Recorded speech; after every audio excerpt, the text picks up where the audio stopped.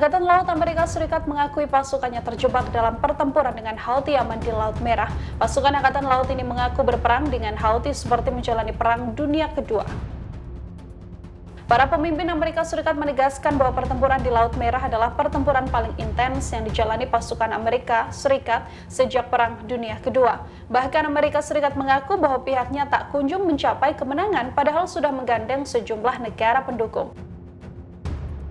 Dari laporan Badan Intelijen Pertahanan Amerika Serikat, setidaknya 175 operasi dilancarkan oleh Houthi sejak 19 November 2023. Lebih dari 30 perusahaan harus mengubah rute mereka agar tidak menjadi sasaran. Akibatnya, pengiriman peti kemas di Laut Merah anjlok hingga 90% sejak Desember 2023.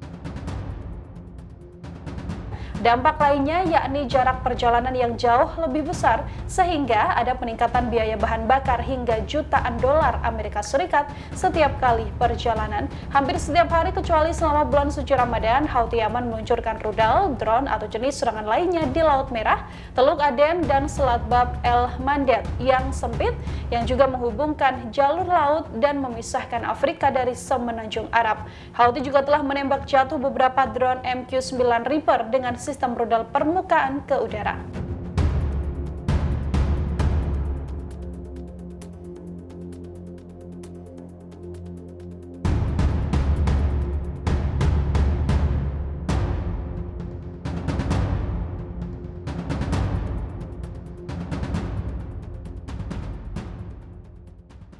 Download Tribun X sekarang, menghadirkan lokal menjadi Indonesia.